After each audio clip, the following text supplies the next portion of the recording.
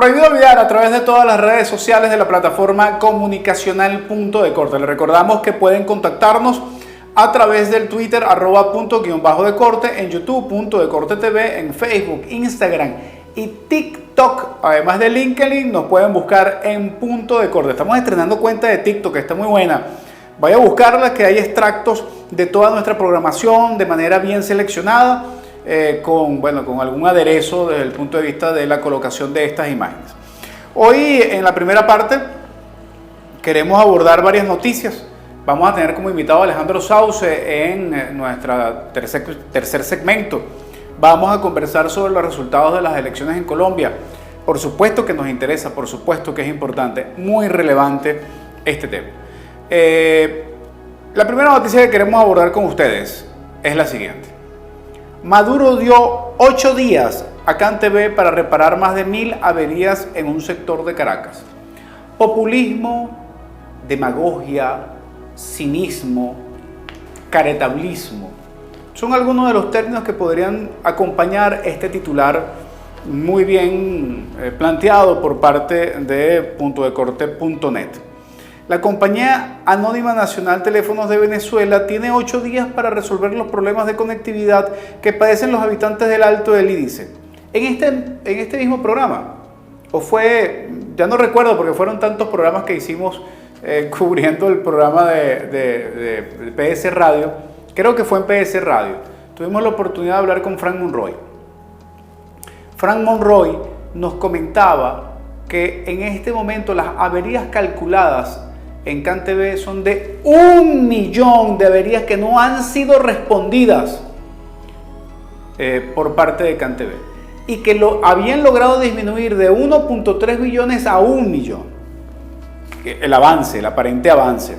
Ahora, de 1 millón de averías en CanTV, entonces Maduro hace un show televisivo para decir que van a atender 1000 averías.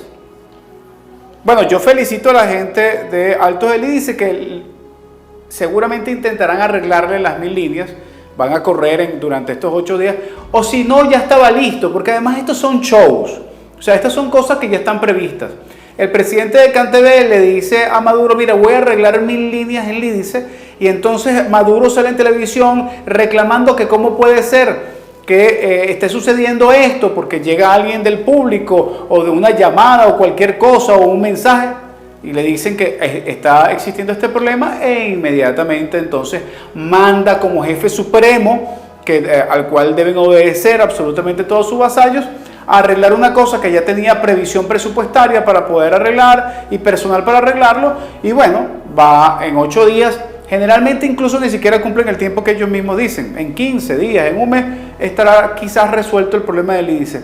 Pero ¿en dónde queda el resto de los 999.000 averías que están pendientes? Si se van a reparar 1000, ¿no? ¿Dónde están? ¿En dónde está el plan de resolución del 1 millón de averías de CanTV? ¿Dónde están?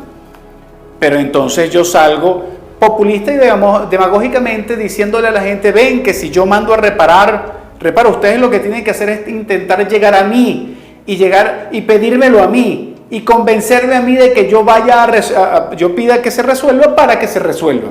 Y entonces se convierte en un acto personalista y no un acto de una gestión pública de una empresa del Estado que tiene que responder a la gente que paga un servicio. La desvirtuación de los valores en relación a la gestión pública están de la mano de un titular como este, sin duda alguna. Por otra parte, evidencias de descensos progresivos de la operatividad de unidades de diálisis en hospitales públicos, una cosa gravísima. 18.5% de inoperatividad en los hospitales públicos en relación con las unidades de diálisis. Esto lo informa el boletín de mayo de la Encuesta Nacional de Hospitales, ENH, publicado este miércoles. Esto implica, entre otras cosas, la afectación de vidas humanas. Va a morir gente, porque si tú no puedes, si ya con la atención que hay no es suficiente y además disminuyes el 18.5%, Lamentablemente, la violación de derechos humanos sistemáticas en este sentido trae como consecuencia más muertes porque no se les puede atender un problema que en cualquier otra parte del mundo es una cosa que simplemente es parte de una enfermedad crónica que debe ser tratada permanentemente para mantener la calidad de vida. Aquí no, aquí es una situación de vida o muerte. En los centros de salud monitoreados, la ENH determinó que en 2019 la inoperatividad de estos centros que atendían a pacientes renales crónicos fue de 13,2%, en 2020 aumentó 15,6% y en 2021 el registro fue de 14,4% y en el 2022 se incrementó 18,5%. Por otra parte, así fue el reclamo de un expreso político militar a Leopoldo López sobre la gestión del gobierno interino. No voy a entrar en detalles en el cuestionamiento del gobierno interino ni nada por el estilo. Un gobierno que ya fue reconocido por 57 países y que hoy formalmente es reconocido por 12, pero realmente solamente 7 son los que mantienen algún tipo de relación con el gobierno interino. Pues fue un planteamiento que se vendió a resolverle el problema a los 6 meses de haber sido autojuramentado y es claramente evidente que después de 3 años tiene que agotarse. Es un sistema que no da una respuesta real más allá del mantenimiento y preservación de una serie de recursos que están fuera del país y lo engorroso que fue entrampar a varios países en eso para después entonces ahora tratar de echar para atrás una cosa que es complicado. Pero lo que sí es verdad es que nosotros, los que estamos involucrados en el espacio político, nosotros que pretendemos decirle algo al país, no podemos dejar nunca de lado el tema de los presos políticos en Venezuela. Hoy se calculan en más de 240 presos políticos, pero además lo más trágico es que la mayoría son militares. Y de esa mayoría que son militares, no menos del 98%, si son militares, han sido torturados. Violación sistemática de derechos humanos. No podemos olvidar a los presos políticos y seguir exigiendo que sean liberados de manera inmediata. El reclamo que se le hace a un dirigente político como consecuencia de no cumplir las promesas y aún más habiendo estado en las mazmorras como estuvimos, como estuvo Leopoldo en su momento y como estuve yo, implica un compromiso adicional de no olvidar en ningún momento a los presos políticos porque está prohibido olvidar. En el próximo segmento vamos con nuestra editorial en relación con la situación del sistema electoral y de la segunda vuelta en las elecciones en Colombia. Prohibido olvidar.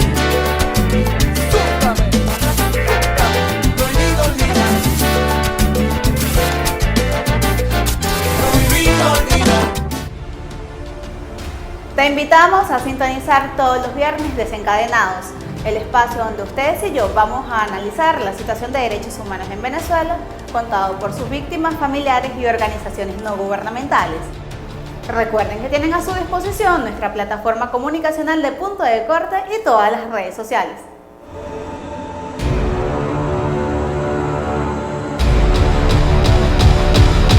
Prohibido olvidar.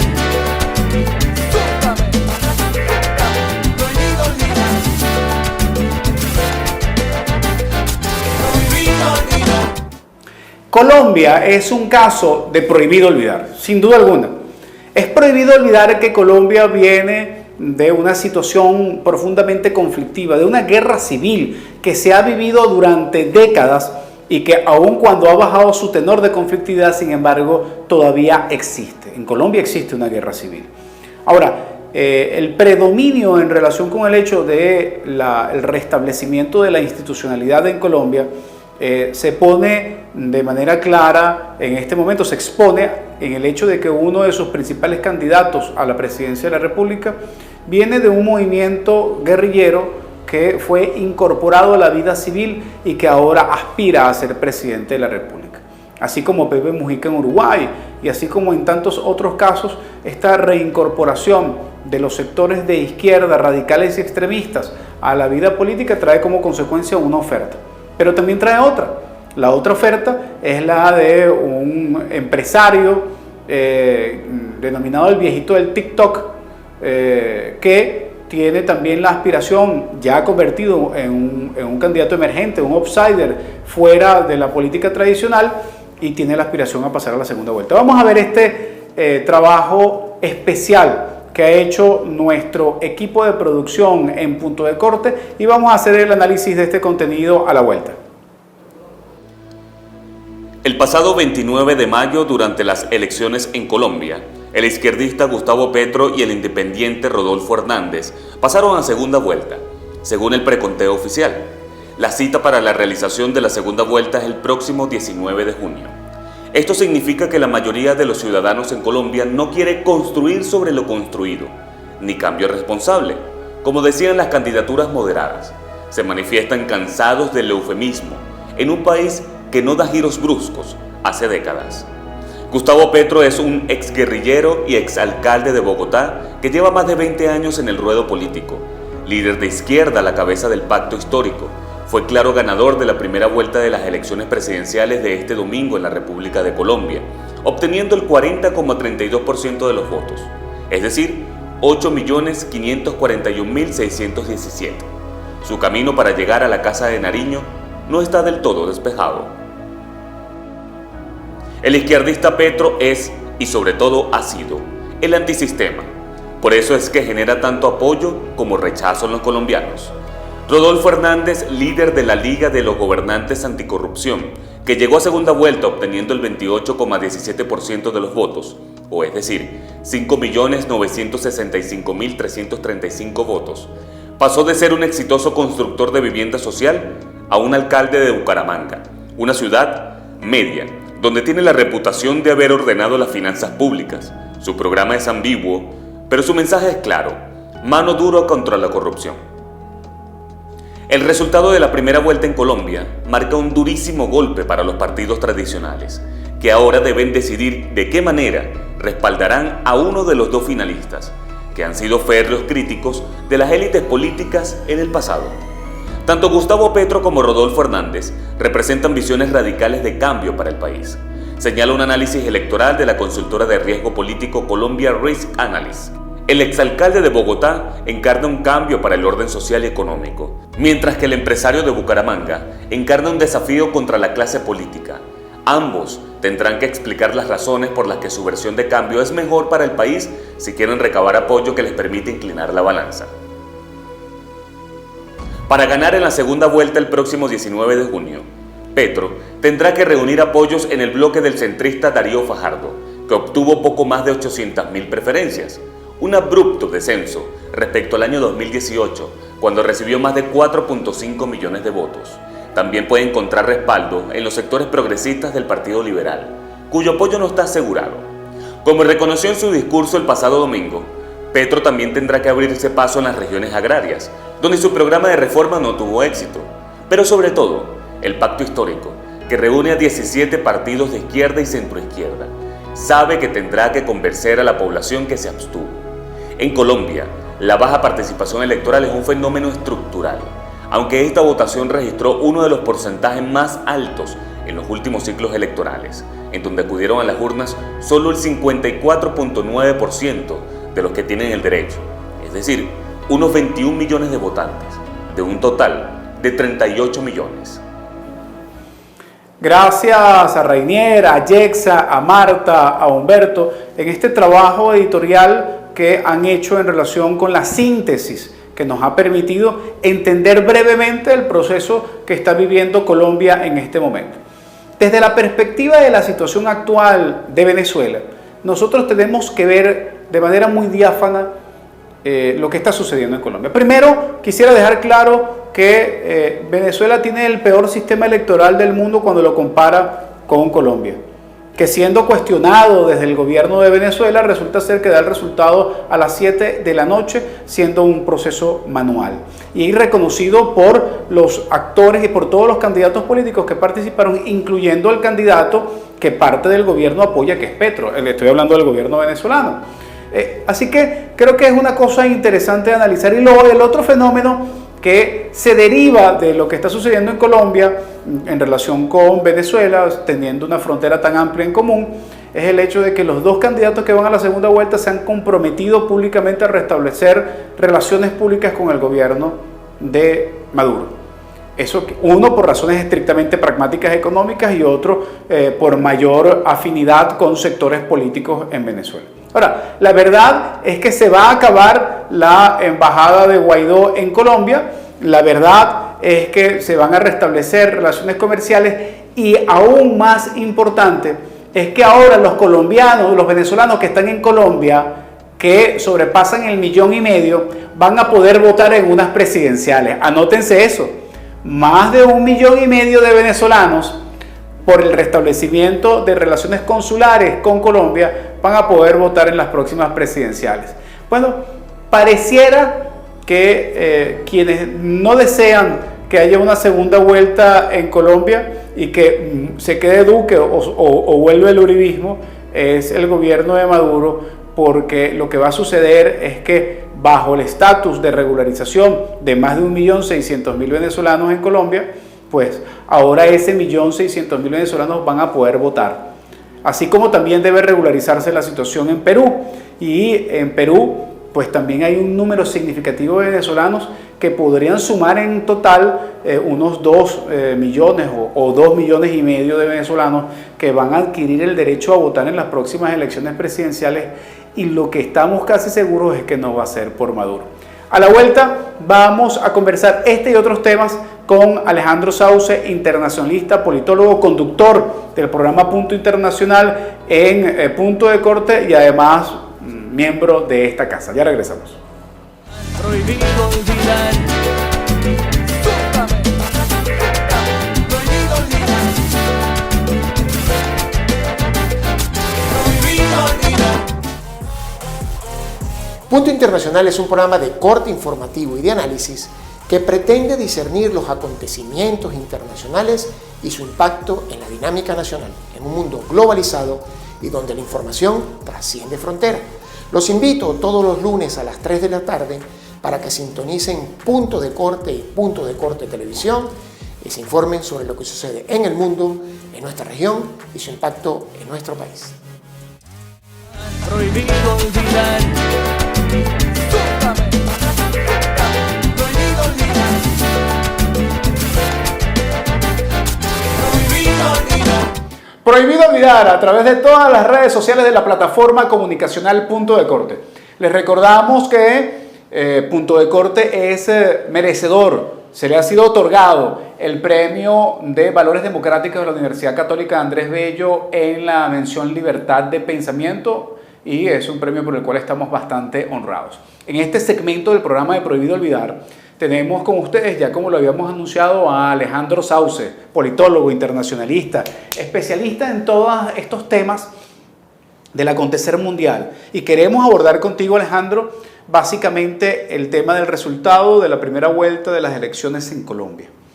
Son muchas las cosas que se han dicho, pero quisiera abordar contigo, en primer término, ¿cómo evalúas tú la estructura del sistema electoral colombiano en relación con el hecho de que hayan dado el resultado a las 7 de la noche, de que no haya sido inhabilitado ningún candidato, de que todos los partidos participaran sin ser judicializados, en relación con la realidad venezolana? Porque salió Diosdado Cabello diciendo que Colombia necesitaba un cambio de su sistema electoral, político, una refundación.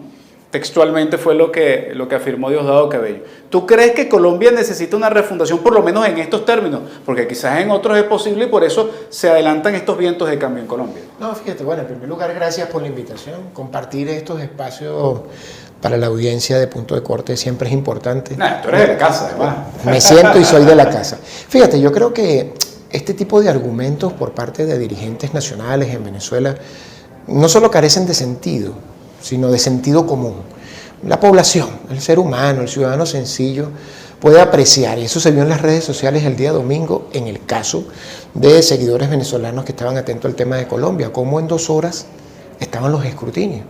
¿Y eso responde a qué? Bueno, responde no solo a la eficiencia de un sistema electoral que pudiera tener sus cuestionamientos. Como todos. Claro. Pero responde a la eficiencia en respetar las ejemplo reglas de de la mayor juego. democracia en el mundo tardó cuántos meses en dar el resultado final. Exactamente, que fueron los Estados Unidos. Claro, Entonces, fíjate. una porquería de sistema electoral, sin duda. Exacto, ningún sistema electoral es susceptible, cualquier sistema electoral es susceptible de que se presenten fallas. Pero cuando se da un proceso, y en este caso un proceso complejo como el de Colombia, y los resultados se tienen en 2 horas, y podían tener exit poll, la gente podía ir chequeando, los medios podían opinar con relación a cómo iban los distintos escrutinios, tú puedes decir, el sistema funciona. Y no solo Claro, porque funciona. además hay confianza en la institucionalidad. Que Exacto, es lo más importante. funciona la Petro, institucionalidad. que es un candidato anti-status quo, estaba confiando en la institucionalidad colombiana y no hizo ni una sola crítica al sistema electoral y a las instituciones. Y felicitó creo que ellos lo llaman el prefecto o el procurador electoral. Exactamente, pero es que lo mismo pasó aquí en Venezuela en el año 98. Recordemos que en la elección presidencial de diciembre, cuando Hugo Chávez fue candidato, estaban los rumores, que todo el tema, que iba a haber un fraude, etc. ¿Y qué sucedió? Se dio el resultado electoral que dio la victoria a Hugo Rafael Chávez Frías. Esperemos que Colombia, si hay un cambio político, no se perturbe la institucionalidad. Aquí el tema no son apreciaciones en torno a lo político, no en torno a lo institucional, sino a lo político. O sea, opinan políticamente desconociendo que hay una institucionalidad que funciona, que puede tener falencias desde el punto de vista del sistema electoral, pero que funciona porque los resultados fueron dados en los tiempos previstos, los candidatos estuvieron de acuerdo con los resultados. ¿Y qué pasa? Son instituciones que no están politizadas. El tema es que en Venezuela hoy no hay institucionalidad. Todas las instituciones que en teoría deberían estar divididas, los principios clásicos de la división del poder, entre ellos el poder electoral, que aquí se consagraron después de 3 poderes, 5 poderes, ellos mismos lo vulneran. El gobierno nacional hoy y quienes ejercen el poder político lo vulneran. O sea, violan absolutamente la composición del órgano electoral. Bueno, y a las pruebas nos remitimos en los últimos años, el tema del referéndum, del cual tú fuiste un líder que estuviste impulsando. Eso es un derecho constitucional. Si se fuera realmente un demócrata convencido, ese derecho se hubiera facilitado y no se hizo. Entonces, yo creo que son cuestionamientos definitivamente que la gente, por eso yo decía, el ciudadano, el sentido común aquí prevalece y el ciudadano no es tonto. El ciudadano ve que lo que sucedió en Colombia es un hecho político trascendental, sí, donde 2 factores emergentes incluso irrumpen y quien tenía el control, digámoslo entre comillas, del status quo, de la institucionalidad, resulta derrotado, que justamente es el candidato de esa continuidad histórica. Entremos en esa temática. La polarización aparente en Colombia estaba entre Fico y Petro. ¿Qué pasó con Fico? Fíjate, yo creo que hay un desgaste natural, primero, que él arrastra de la gestión de Iván Duque. Hay que ser honesto, Colombia en su historia política ha estado marcado siempre por la tradición de los liberales y los conservadores. Si bien Venezuela y Colombia tienen un mismo vientre histórico y fueron fenómenos de emancipación, de independencia igualitarios, en Venezuela se da el fenómeno de la guerra federal. En Colombia no. Yo recuerdo cuando fui a Colombia la primera vez ya en trabajo internacional, que estaba, bueno, tú lo recuerdas, con una organización no gubernamental del Sistema Europeo de Cooperación, y estuve en Colombia en los años 90, me sorprendió mucho el tema, porque una cosa es que tú lo estudies y otra cosa es que tú lo veas. Y el tema de los estratos, ¿no? Estrato 1, 2, 3. Y es donde tú comprendes que Colombia nunca trascendió esa visión clásica entre liberales y conservadores de la política, entre una élite que dominaba la política, la economía, la sociedad, y por eso se dan unas condiciones de desigualdad, de pobreza. Cuando llega Álvaro Uribe, en su primer periodo, fíjate que Uribe fue el único presidente que fue electo en primera vuelta, llega con una visión de renovación, pero en el fondo eran mismos liderazgos que venían o procedían de esa historia clásica de Colombia. Bastaron 20 años para que se diera ese desgaste, porque Petro ya venía compitiendo. Este es su tercer proceso como aspirante, y en este momento ese desgaste que se da en los últimos 20 años se compagina y la población le da una aprobación importante desde el punto de vista electoral, pero no entra Federico Gutiérrez, como tú dices, porque la población lo vincula más a eso. Entonces uno puede interpretar que el colombiano, en general, la mayoría de la población colombiana, está hastiada de la política colombiana desde el punto de vista clásico, de los liberales, de los conservadores y de todas esas personas que emergieron en los últimos 20 años, pero que tenían esa etiqueta asociada a la historia tradicional de la política colombiana. Y quiere probar dos espacios distintos. En el caso de Gustavo Petro, bueno, una persona de la izquierda justamente, ya conocemos la historia en Colombia de la izquierda, de candidatos de izquierda, de asesinatos, etcétera. Pero su contrincante es una persona que no viene, digamos, directamente a la política, exactamente, sino que viene del escenario empresarial. Entonces la población busca, digamos, figuras emergentes. Claro, fue alcalde de Bucaramanga, o sea, estuvo metido en la política, pero no en un nivel, digamos, donde tú aspiras a la silla presidencial, que tiene otras características. Entonces, eso está vinculado a elementos socioantropológicos, sociopolíticos. Mi interpretación es que hay un desgaste de la política tradicional y clásica en Colombia, y por eso emergen estas dos figuras, que es un fenómeno que se ha dado en América Latina. En Centroamérica se ha visto candidatos que han sido cómicos. Bueno, Ucrania, un cómico, Trump en los Estados Unidos. Estamos en este momento en el tema de entre la izquierda y los outsiders, porque pareciera que lo que pierde espacio es la visión conservadora o de derecha de la forma de hacer política, cosa que pareciera que al final termina, y volviendo a Venezuela, termina favoreciendo la posibilidad también de una reconfiguración en Venezuela, o por el contrario, de la posibilidad de que haya un retroceso en Venezuela en muchos aspectos. Sí, bueno, la política puede ser pendular. Yo lo que creo es que en la actualidad, en la modernidad, esa visión de izquierda y derecha está un poco ya desgastada. Yo creo que la población hoy... ¿Petro es de izquierda o no es de izquierda? Petro en su formación clásica es de izquierda, de hecho tomó las armas como una visión de la política para llegar al poder. Justificable o no, aceptable o no, compartible o no, pero lo hizo. Luego deja las armas y va a la lucha política clásica por la vía de la contienda electoral, etcétera. Tiene elementos de izquierda, pero es que la izquierda tiene matices. Claro, por supuesto. Y esa izquierda histórica, clásica, del castrismo, de Fidel Castro, de las revoluciones armadas, yo creo que hoy no tiene cabida en el mundo. Más allá de que algunos se hacen voceros o quieren replicar esa experticia. Y hoy la población lo que está observando justamente elementos de gestión pública. Por eso es que yo interpreto que hay un... ¿Y el elemento ético? Mira, es difícil hablar hoy de la dimensión ética cuando el mundo tiene, yo creo que una crisis bastante profunda y debates profundos en términos de valores.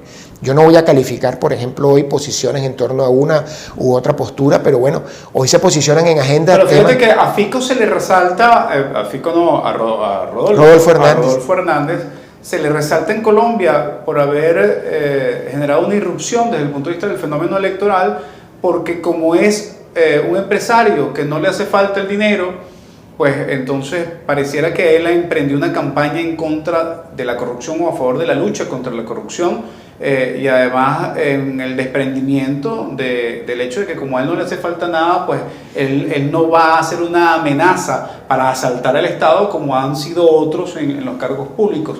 Eso aún a pesar de que también su imagen es un poco contradictoria, estas confusiones que tiene de confundir a Hitler con Einstein, que no es poca cosa, lo convierte en un personaje, pero hay un elemento ético. Además también entiendo que su hija fue declarada desaparecida después de 17 años, habiendo sido secuestrada por la FARC, y su padre fue secuestrado durante ciento y tantos de días. Y salió trastornado del secuestro. O sea, es una figura en relación con toda esta complejidad que pareciera que es un gran contraste en relación con Petro. Claro, lo que pasa es que el caso de Colombia es particular. Yo creo que hay temas trascendentales de Colombia históricos. La violencia es uno. Quien ha sufrido la violencia y combate la violencia, pero tal vez no con la filosofía o la dimensión que hizo Álvaro Uribe Vélez de violencia contra violencia, se impone el más fuerte. En su momento eso pudo tener aceptación, pero hoy en día la sociedad colombiana vio que eso no dio resultado. Y tal vez la interpretación que hace ahora es buscar la forma de que se supere la etapa de violencia en Colombia con quienes sufrieron la violencia, que la entiendan desde otro punto de vista. Por ejemplo, el Plan Colombia. En esa misma época que yo estuve en los años 90 en Colombia, en las primeras veces, he estado muchas veces, yo recuerdo ver helicópteros Black Hawk, y para mí era impresionante que en América Latina ese arsenal armamentístico que habías visto en la Operación Escudo del Desierto en el año 91 en Irak estuviera aquí en nuestra frontera. Y tú decías, ¿será que la violencia contra violencia se va a imponer el más fuerte? Pero en algún momento la balanza puede variar. Por eso es que el tema Colombia tiene que ser analizado con mucho tino, porque hay temas trascendentales que la sociedad interpreta de manera simple. ¿Qué es lo que quiere el colombiano? Mira, no vivir en una situación de violencia permanente. Por ejemplo, tener la capacidad de desarrollar iniciativas económicas, igualdad desde el punto de vista de derechos, y tal vez estos outsiders, la gente los identifica justamente como la persona que pudo tener desarrollo económico, prosperidad, que sufrió la violencia, y dice, bueno, yo quiero una figura de ese tipo, que pueda tratar de conducir los destinos. Es una cuestión de probar para ver qué sucede allí, y por eso se dan esos fenómenos de empresarios llegando hoy a la palestra política, y no políticos que han hecho tal vez carrera política. Que sea bueno o sea malo, bueno, eso lo dicen las circunstancias. El tema es que hoy analizarlo desde la dimensión ética, de la dimensión moral, tiene que transversalizar a Colombia en aspectos como la violencia, la desigualdad, la pobreza. Y yo creo que la población busca en los discursos de los liderazgos políticos es identificarse con esos factores. Y también ven en Rodolfo Hernández, bueno, la posibilidad de que, mira, esta persona pudiera llevar una situación, en el caso de Colombia, distinta a lo que se ha hecho clásicamente, que es confrontar la violencia con más violencia, que es mantener, digamos, un estatus preestablecido en la sociedad colombiana. Siguen estando los estratos sociales y los estratos más pobres siguen estando más pobres, sin posibilidad de ascenso social, etcétera, etcétera, que por eso yo te hacía alusión al caso Venezuela-Colombia, que fueron realidades distintas a pesar del mismo raíz histórica, porque aquí se dio un proceso que fue la guerra federal, y eso un poco niveló las sociedades. En el caso de Colombia no es así. Habría que ver, yo creo que también estos liderazgos emergentes desde el punto de vista político, que no vienen de hacer política, que no son tal vez estudiosos de la política, de las teorías políticas, bueno, cometen situaciones y errores como esos, ¿no? Hablar de confundir autores, porque incluso cuando él dijo eso, yo dije, bueno, ¿será que este señor leyó aquel famoso libro que estudiamos hace como 30 años de Mi lucha, Mein Kampf? Que bueno, puedes estar de acuerdo o no, pero es la justificación que hizo Hitler para desarrollar todo lo que hizo después. Sí. Pero es que no todo el mundo estudia la política como fenómeno, como tal, y emergen estas figuras. Yo recuerdo el caso de Abdalá Bucaram, por ejemplo. Sí, claro, que, clásico bueno, caso de... Exacto, que se dio en América Latina, y yo decía, bueno, esto es un circo, ¿no? Y fíjate en la circunstancia en la que estamos hoy. No es un hecho solo en Colombia, es un hecho que se ha dado en Centroamérica, es un hecho que se dio en los Estados Unidos de América. Partidos clásicos, republicanos y demócratas, e irrumpe una figura como Donald Trump, que llegó a la política de la forma que llegó, y mira cómo salió. Puso en tela de juicio el sistema y el funcionamiento estadounidense con ese ataque final al Congreso, incitado por él. Entonces, es el riesgo de personajes de este tipo. Pareciera que regresa porque, bueno, los pueblos suelen, digamos, a veces repetir fenómenos históricos. Y bueno, ha sucedido en Venezuela, si analizamos el caso venezolano. Estamos cerrando, Alejandro, pero no quisiera despedirme sin que nos hagas un poco el análisis de las consecuencias y repercusiones tanto de esta primera vuelta como de la próxima vuelta en el marco del escenario de que ganara uno u otro candidato. Mira, yo creo que lo más importante aquí es que el candidato que gane tiene que mirar en primer lugar su dinámica interna, tiene que responder a las necesidades y a los planteamientos que hace Colombia. Siempre yo lo he dicho desde el caso venezolano, y analizando y habiendo desarrollado, digamos, el ejercicio profesional en la política exterior, la política internacional. Venezuela no es el ombligo del mundo, y desde Venezuela cometemos el error de que pensar de que como somos el ombligo del mundo, quien está de un lado o del otro está a favor o en contra de lo que está pasando en Venezuela.